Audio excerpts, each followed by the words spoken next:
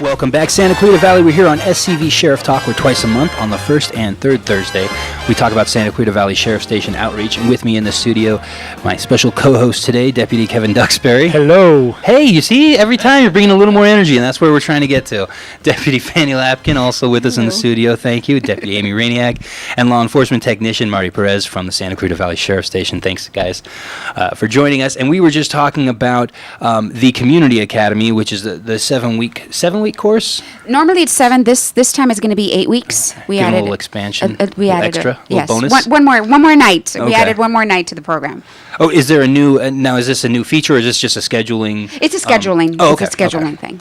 We try to keep it at 7. Okay. And so, how does the Community Academy, for someone who doesn't know the difference, differ from the say the Explorer? I mean, obviously the Explorer program is a little more expanded version, but can we talk about that? The Explorer program is 18 weeks, and we have it at COC, College of the Canyons, and basically the Explorer program it's a condensed version of the real academy because they actually have instructors that teach in the Deputy Academy. Oh, okay. So once these kids, ages from the age of 14 to 21, if they want to become explorers, they have to go to an academy, 18 weeks. Once they graduate, and if they want to post at Santa Clarita Station, then we go through the interview process, we go through backgrounds, we do everything that we need to do to see if they're a viable candidate for our station. But we definitely...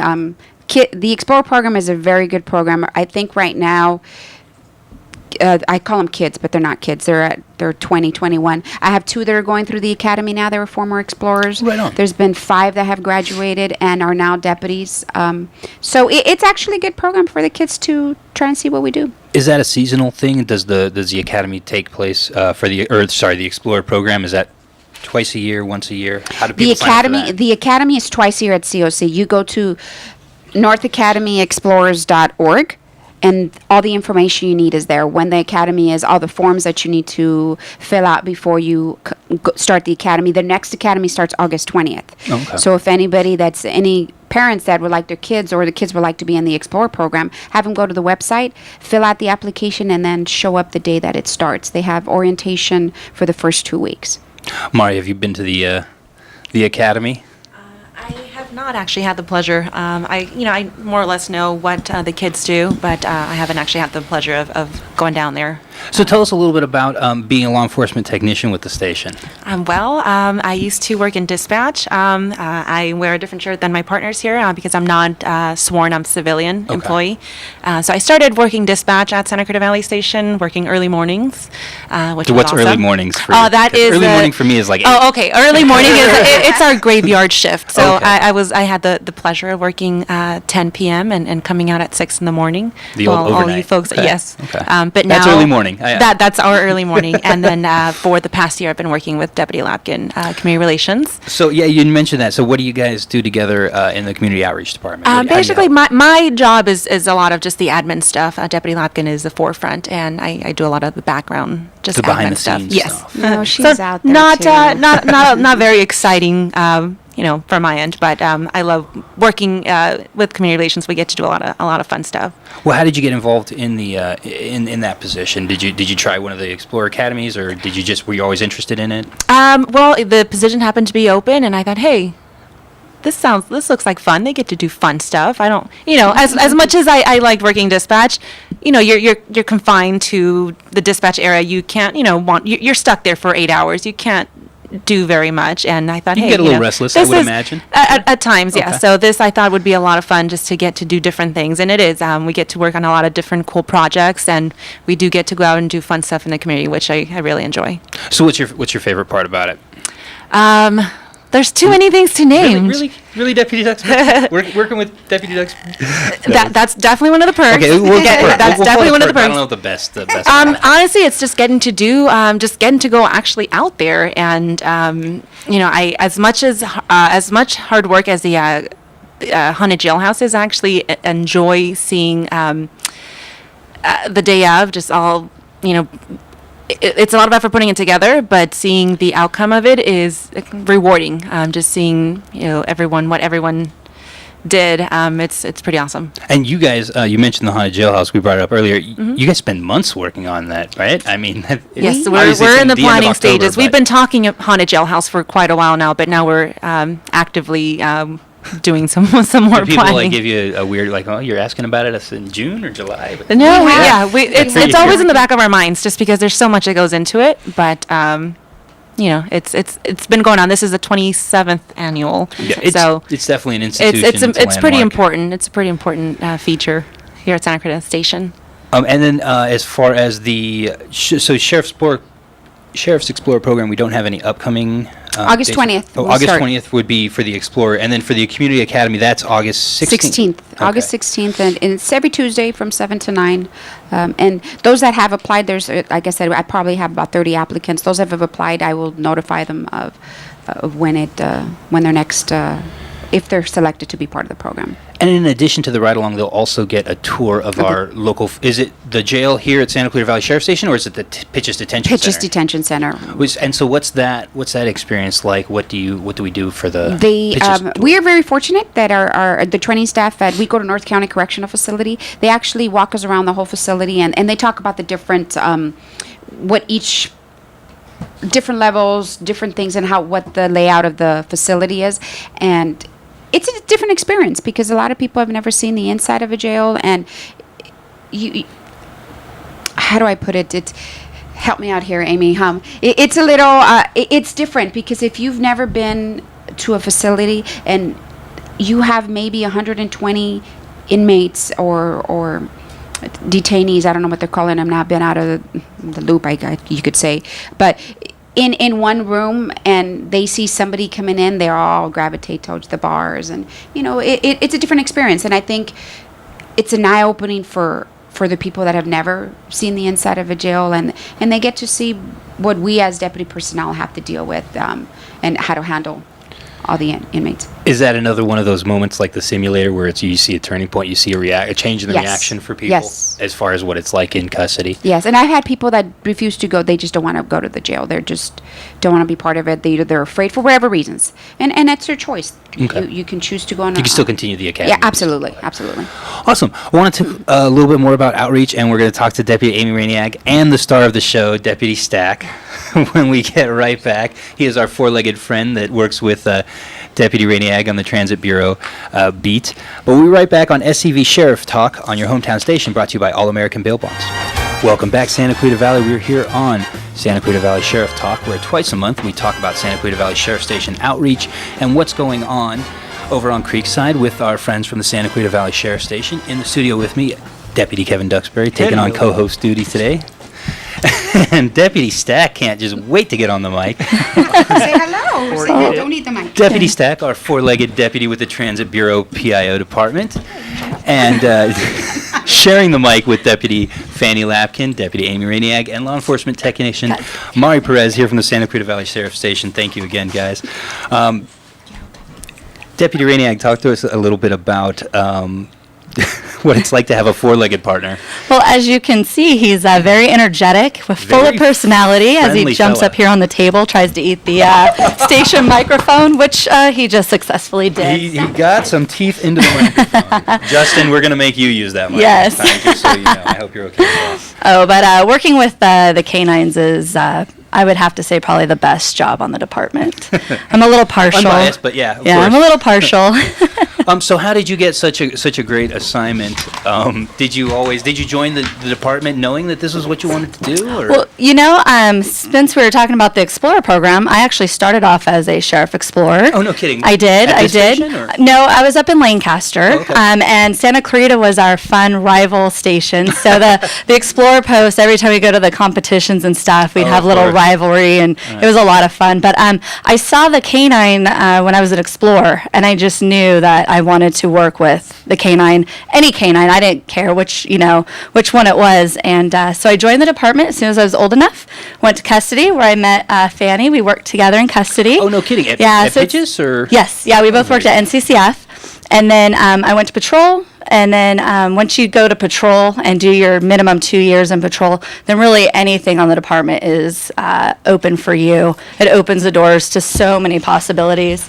Just to let everybody know, that's one of the reasons why a lot of people appeal, jobs in the sheriff's department. Right, there's a lot of different opportunities. And how did that selection process go for you? As far as after you, where did you patrol? patrol for 2 years? I patrolled Compton Station. Okay. I was there for 4 years. I was a field training officer, and then after Compton, I left and went to our tactics and survival unit, where I was a department instructor for the department. Now, what is tactics and survival? Is that essentially training for Yeah, it's training. other deputies? Or? It's training for other deputies for the entire department, basically at the patrol level. But we put on training for everybody, and basically every year the state mandates deputies to go through a 2-year, or every 2 years they have to go through a 3-day course, which is a refresher on tactics, shooting, defensive tactics, and whatnot. And so that's part of that that program that we have for What the types of department. things do you teach there?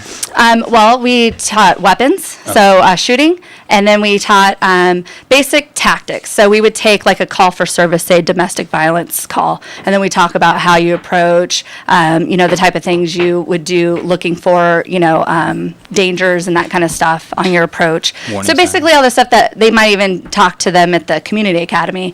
They kind of teach like, all the areas that, deputies are exposed to as far as dangers and hazards and all that stuff. And then, so after you left the training department, then you went to Transit Bureau. I did. I went to the K-9 unit for the Transit Bureau, which is now Transit Policing Division. And there, prior to actually getting my dog, I was sent out to Lapkin Air Force Base for 10 weeks, where I did all the K-9 training. And then we come back to LA County with our dog. And then from there, we deploy out. So at Lapkin, I remember this is a pretty famous training facility, right? They train a lot of canines at the Lapkin Air Force Base. Yes, it's the main hub for all military working dogs. And so, what was that? Was that like a getting to know your service dog type experience as well as animal training, or how does that work? How does that start? Yeah, so basically, departments from across the nation that have airports, mass transit, or port authority within their jurisdiction can contract with a federal agency, the TSA, and they will provide the explosive detection canines for their area. So basically, because of the mass transit area, LA County has contracted with TSA. So we go out there, and basically you're learning how to be a dog handler. They pair you up with a dog, and they teach you from the basics. And Mari is just doing an excellent job of the background of that. He's definitely learning to be a dog because handler. Deputy Stack is just trying to get on the microphone so badly. Is he a kind of a glory hound when you guys get out on the scene? Or Oh, it's all about him. Everybody remembers the dog. They don't know the handler.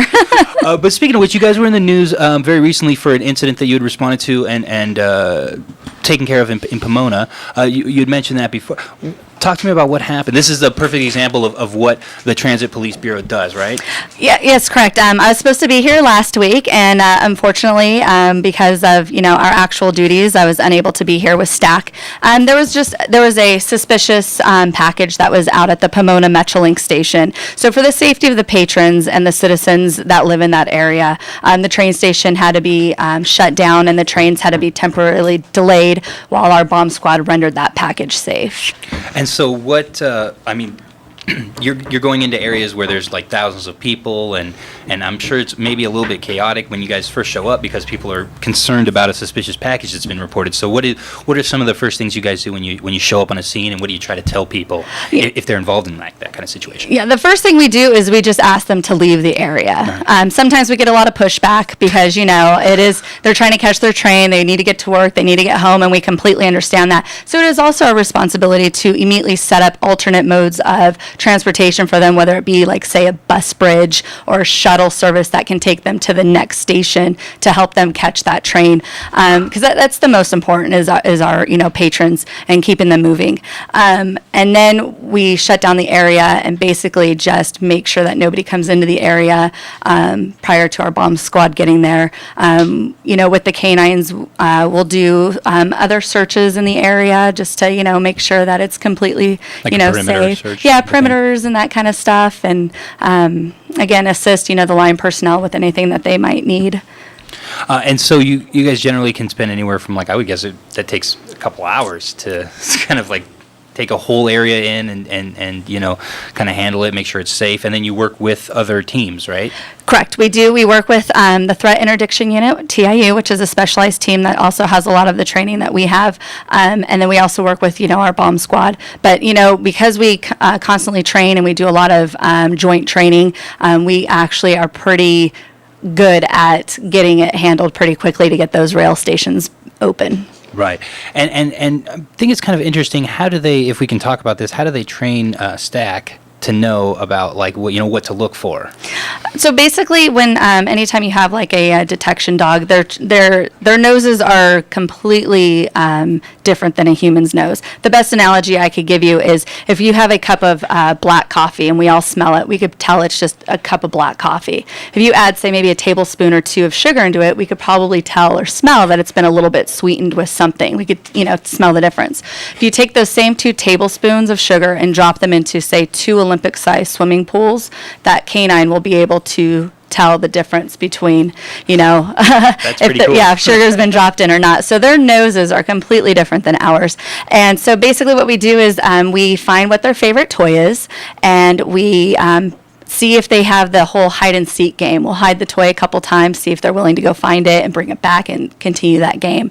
Once that happens, then we introduce whatever it is we're training them on, whether it be narcotics, whether it be explosives, whether it be, we have cell phone dogs, we have alcohol dogs in the jails, we have all kinds of dogs that find stuff. So these are dogs, like the cell phone dog is specifically trained just to be able to detect cell phones? Correct.